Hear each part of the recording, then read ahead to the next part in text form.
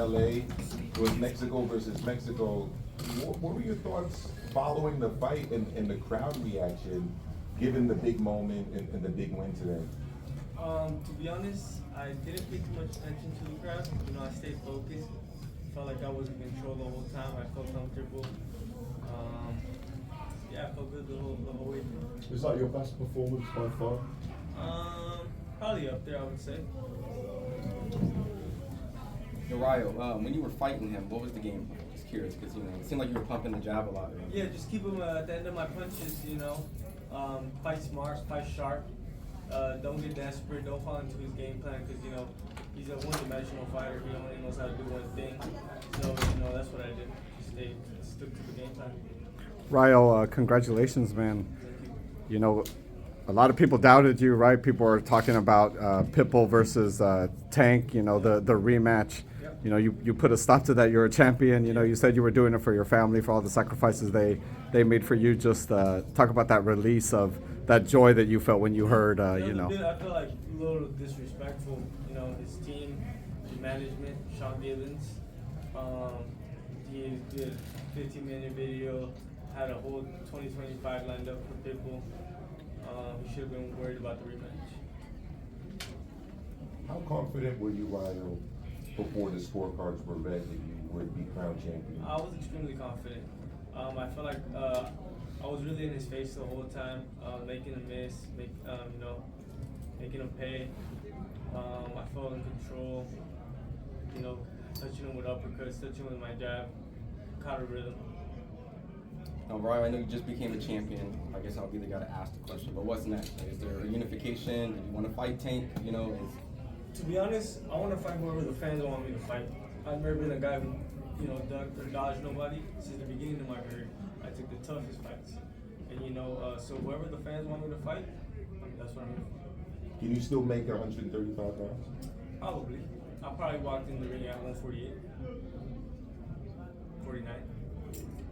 Rayo, platícanos cómo te sientes de haber vencido a uno de los favoritos de la afición mexicana y qué tan bueno es eso, obviamente, para tu nombre. No, pues me siento muy bien, muy contento, muy feliz, sueño hecho realidad y pues más contra un peleador como el Pitbull, que es un gran peleador, que viene para frente, mexicano con mucho respeto y la verdad que fue un gran honor enfrentarme a él.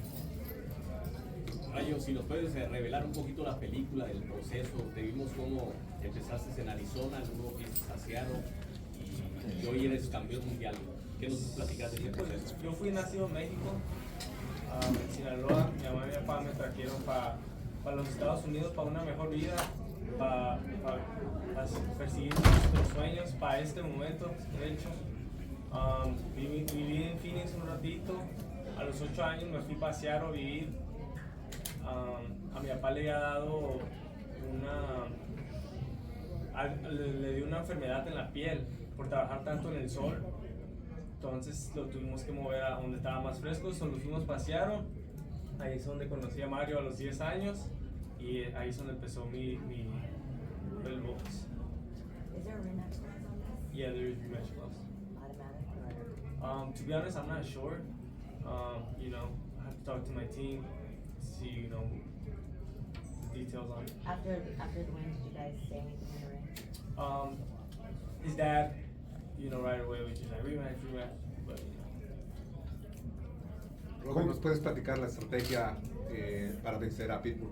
Pues mira, primero que nada, no todo somos un equipo, no todo el crédito lo tengo que agarrar yo. Mario lo tiene desde que era un niño, así que también tenemos que reconocer el trabajo que ha hecho. El equipo de nuestro preparador físico también, Charles Tremblay, es un gran preparador físico. La condición que llevaba Rayo era espectacular. Y los demás en el gimnasio, mi hijo Pita, Chepe, Felipe, todos tuvieron parte porque todos trabajamos juntos. Así de que el crédito no nomás es para todo el equipo. Y más que nada, Rayo por escuchar, por querer en nosotros. Él hizo caso, nos escuchaban en la esquina, todo lo que le decíamos. Y pelear inteligente, mantenerlo a la media distancia. No intercambiar golpes con él y siguió todas las instrucciones y salimos con la victoria. Profe, te iba preguntar algo parecido, but in English. I was going to ask you something similar in English. In terms of the preparation for the fight and what actually occurred in the ring, were there any adjustments that needed to be made? And did Pitbull do anything that was surprising or that you really needed to adjust to in there? We knew, you know, Pitbull is one type of fighter, and nothing's gonna change. I don't think we're gonna see him throw jabs. I don't think we're gonna see, you know what I mean? That's just his style, and we were ready for it. You know, Rayo trained, listened to the corner, and that was the key to victory. Just as long as he stayed composed and listened, that's all he needed to do. Raul, you want to add to that? Yeah, he made some adjustments in the fight. He started off in the fight throwing overhand more in his left hand, I believe, towards the middle. So in the beginning of the fight, I was walking, I think, more to his left, my left. He started throwing in the middle of the fight. He started throwing his straight right hand, and that's when I started walking to the other side. So he made adjustments and I made adjustments. And his power? How do you rate his power? It was decent. Caught me with one shot, kind of in the back of the head. I felt it. It's funny because I got deja vu in that moment. So I was like, whoa, I've been here. Right. Did you hurt him in the 12 rounds? Did you? I think so. 'Cause you made him change the way he was doing. I think so. He was backing up. I think it's because he felt my punch that I was able to keep him at the end of my punches. If he didn't feel my power, he would have not respected.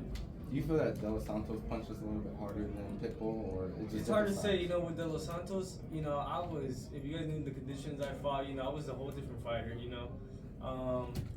But I would have lost to anybody that day out. My whole style was bad. So he didn't catch me with one shot. He caught me with a lot of shots. So that's people were saying I'm chinny, but it wasn't one shot. He caught me with a lot of shots, and any fighter would have been hurt.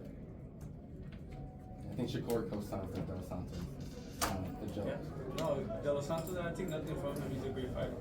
Do you feel any better at 140 than at 135? Yeah, I felt good.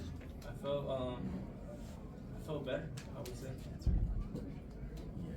Now, Teofimo was here at the fight. I know that he has the lineage. You guys sparred.